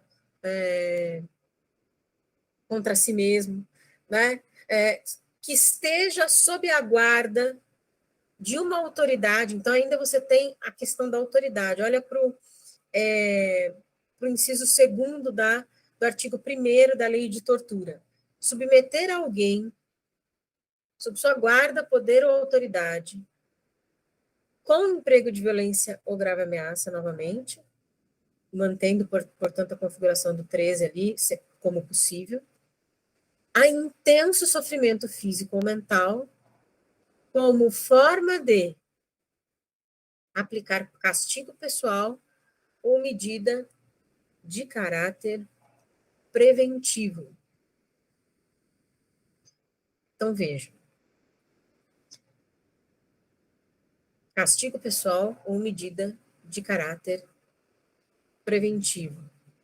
Esse castigo pessoal pode ser um constrangimento não autorizado em lei?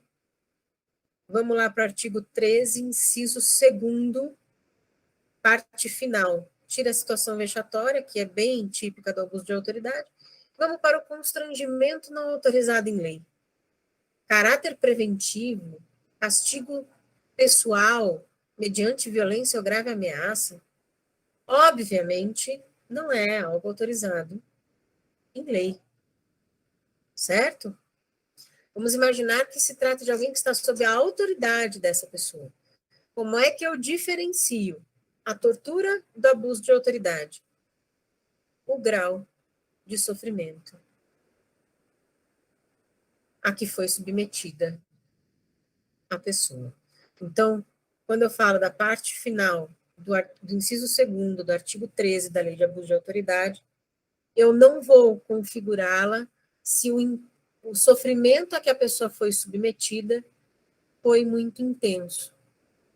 Aí eu vou privilegiar a tortura. Ele vai caracterizar mais a tortura do que o abuso de autoridade. Então, vejam, pedacinho por pedacinho, eu preciso fazer o confronto.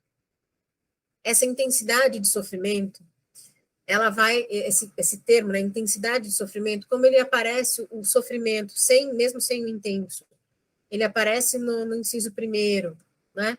Então, na maioria dos casos, o que a gente vai conseguir quando existe realmente o confronto direto das duas legislações, o que a gente vai conseguir usar para diferenciar, na maior parte dos casos, é a presença de um sofrimento de intensidade maior daquele que está sendo submetido à violência ou grave ameaça, do preso ou detento, né, que está sendo submetido à violência ou grave ameaça.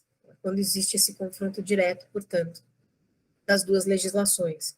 É o grau de intensidade do sofrimento que consegue ser apurado. É um sofrimento presumido, não conseguimos apurar nada sobre o sofrimento, provavelmente vai configurar abuso de autoridade se a pessoa for um preso ou detento, sob os cuidados ali daquela autoridade.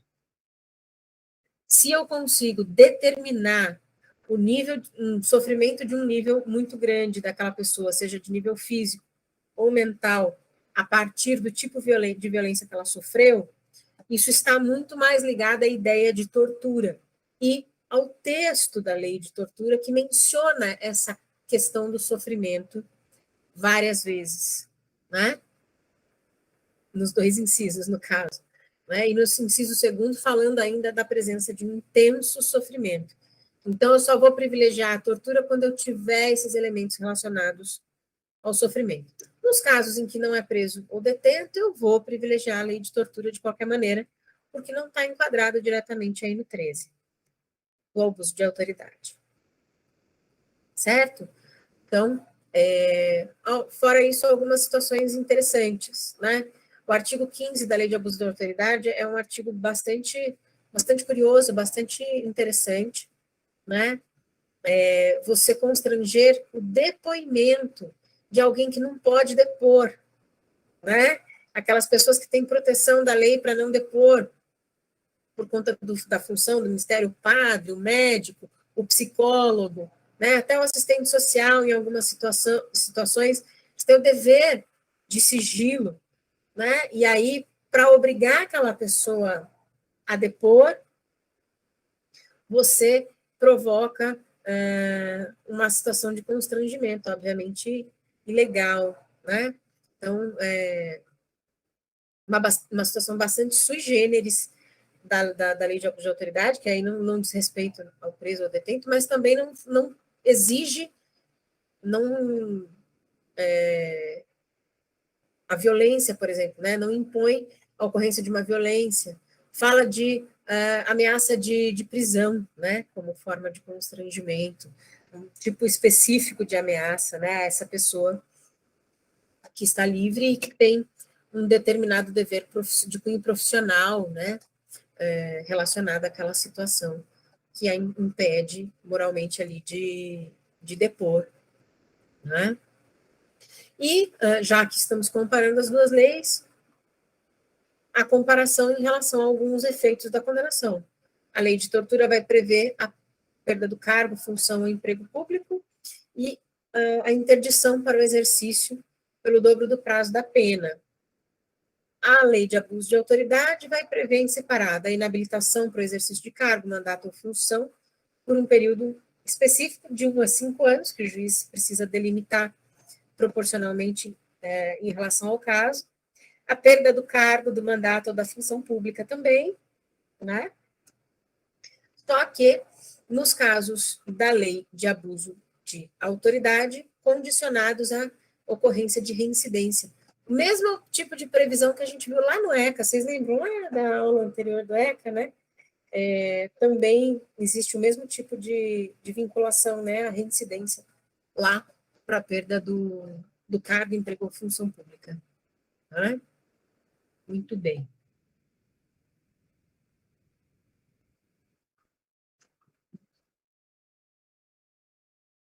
São algumas curiosidades mesmo, né, pessoal, em relação a essas legislações. Mais uma vez falando do crime de tortura, só que agora fazendo uma comparação diferente aqui, né? A gente vai ter aqui o 232 do ECA, o 136 do Código Penal e o inciso 2º da Lei de Tortura em destaque, né? O inciso 2º, isso, do artigo 1º da Lei de Tortura, em destaque. Situação de se ter alguém sob sua autoridade, guarda, poder, vigilância, né? Se esse alguém é uma criança e um adolescente, isso se limita somente ao vexame ou constrangimento, ECA. Se esse alguém é submetido a intenso sofrimento físico ou mental, lei de tortura. Se este alguém teve a sua vida exposta a perigo, ou a sua saúde exposta a perigo, por determinados meios específicos, como privação de alimentação, privação de cuidados indispensáveis, ser sujeitado a trabalho excessivo ou inadequado, abuso dos meios de correção ou disciplina, é 136 do Código Penal. Se é um preso ou custodiado dentro de um grau de sofrimento que se presume normal em qualquer situação de violência ou grave ameaça, a gente volta lá para o abuso de autoridade, né? Então, vejam, uma finalidade específica colocada pelo Código Penal, uma não, algumas, né? Ou, ao final, o meio de correção ou disciplina sendo abusado, a gente vai ter configuração do Código Penal. Se é criança ou adolescente e só houve vexame e constrangimento, portanto, não houve violência, não houve grave ameaça, não houve privação de alimentação, não houve privação de cuidados, não houve nada além disso, ECA. Se houve, de maneira genérica, um sofrimento intenso dessa pessoa como forma de castigo pessoal ou caráter preventivo, tortura.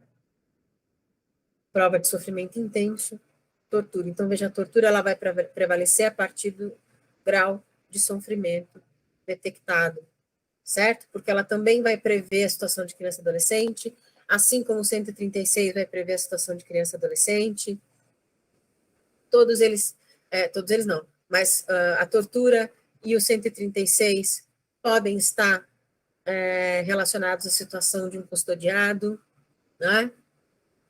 Mas aí eu vou ter no 136 algumas finalidades ou meios específicos de atuação, e na lei de tortura a exigência do sofrimento intenso. Eu preciso ter demonstração dentro do processo desse intenso grau de sofrimento. Então, veja, eu vou ter gradações e enquadramentos totalmente diferenciados.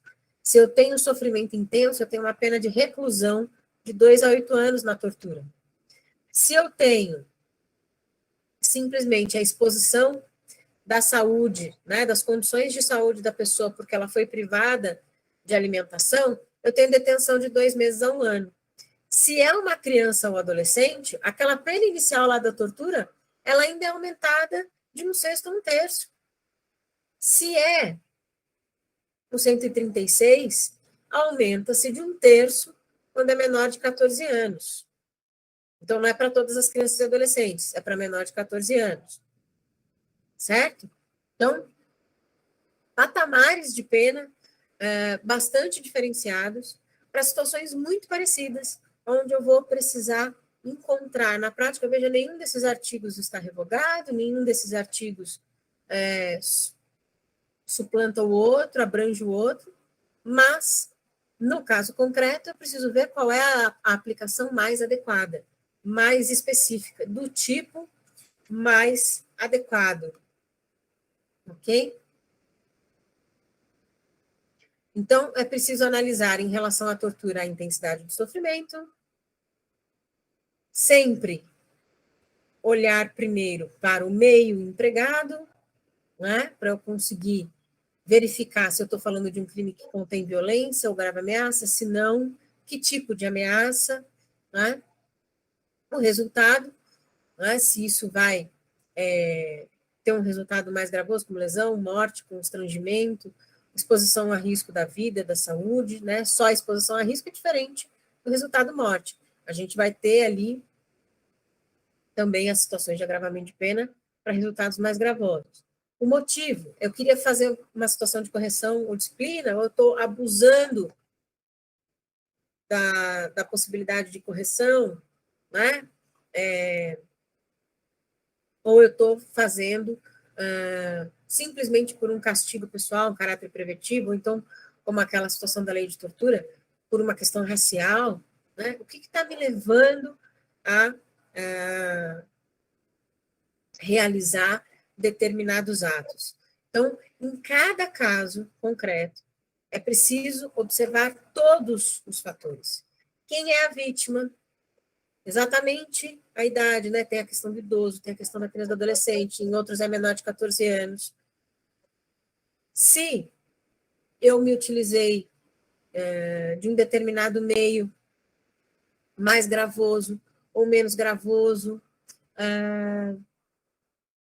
qual foi o resultado dessa minha atitude, certo? E, quando envolver a questão da tortura, sempre observar se existem elementos sobre a intensidade do sofrimento para que se possa configurar um crime de tortura. Ok? Sempre a questão do sofrimento é relevante, da intensidade do sofrimento, né? Do quanto de sofrimento aquilo causou, efetivamente demonstrado, é relevante para o crime de tortura. Né? Não só para se especializar em relação a outros crimes, mas mesmo quando é para sua própria aplicação, quando não está em confronto com outros delitos, também é necessário haver alguma demonstração da presença do sofrimento físico ou mental. E no inciso 2º, ele tem que ser intenso. Né? Então, além dele ser importante para a configuração em geral dos crimes de tortura, é essa intensidade, muitas vezes, que vai fazer a diferenciação entre um crime de tortura, um crime de abuso de autoridade, entre um crime de tortura e o artigo 136 do Código Penal, né? Então, a legislação de tortura, ela tem esse requisito específico, que faz um certo sentido, né? Um problema prático muito grande, mas que faz um certo sentido. E o que é tortura? O que é torturar alguém? Qual é a diferença de bater em alguém e torturar alguém? Então, é uma exigência da lei e uma interpretação de especificidade que faz muito sentido lógico, inclusive. Não é um mero requisito legal, né? É um requisito legal que efetivamente atende aquilo que se tem de compreensão sobre o que é torturar alguém, né? Que faz bastante sentido em termos efetivamente de proporcionalidade, de especialidade da lei de tortura, em termos de lógica mesmo jurídica. Ok? Professora, deixa eu perguntar uma coisinha para a senhora rapidinho. Eu prometi para alguém, mas todos vão me matar. Vou fazer uma pergunta rapidinho. Professora, é o seguinte, o juízo lá de admissibilidade, a gente sabe que logicamente, é um juízo criminal que julga esses casos envolvendo Cuidado, já vamos lá. Você falou juízo de admissibilidade, eu pensei em recurso, porque essa expressão ela é válida exclusivamente para recurso. E, inclusive, professor, eu estou até pensando aqui como advogado de defesa, eu fazendo é por isso que eu falo, é melhor nem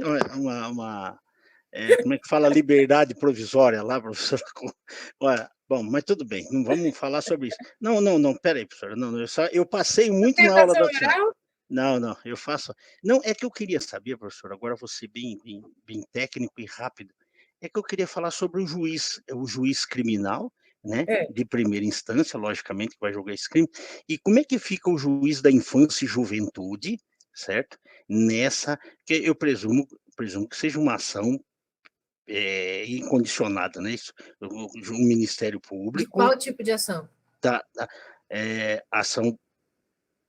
Ação penal pública incondicionada? Não, mas por que o juiz da infância e juventude? Que tipo de. Não, eu digo, professora, na hora de analisar todo esse conteúdo que nós estamos falando, do cabimento, das circunstâncias previstas no artigo do Código de Processo Penal, no ECA. Então, por se tratar Esses tipos penais que a gente está vendo, então, cuidado, a gente estava falando justamente, de tipo penal. Quem vai ver isso é o juiz criminal, não é o juiz da infância e juventude. Exatamente. É aí que eu gostaria de saber, professora, onde que o juiz da infância e da juventude, ele chega a interferir, ele observa, ou até aí ele já não... Independência de instância. O juiz da infância e juventude, ele tem as atribuições dele. Por exemplo, sim. Obrigado, professor. De representação por ato infracional. Obrigado, era isso que eu queria saber.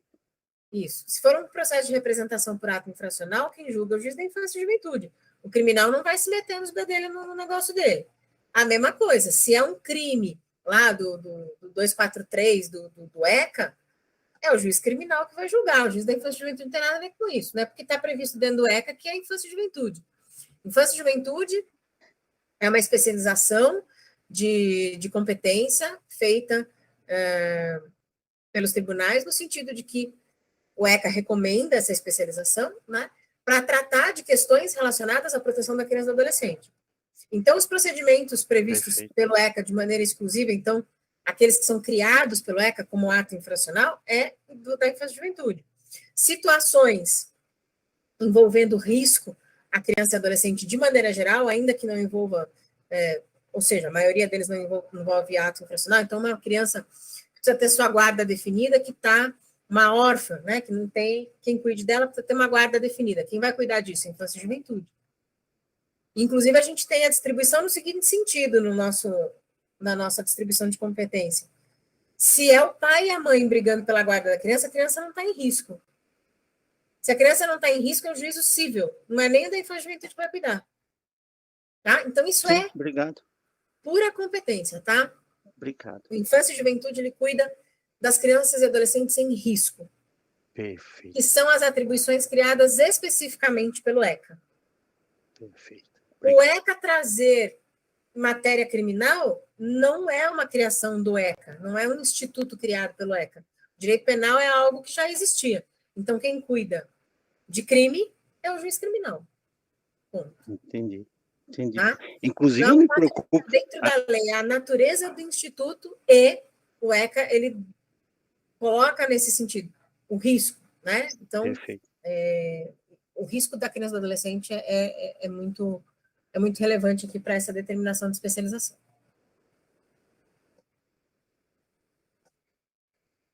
Fale, o que mais você ia falar?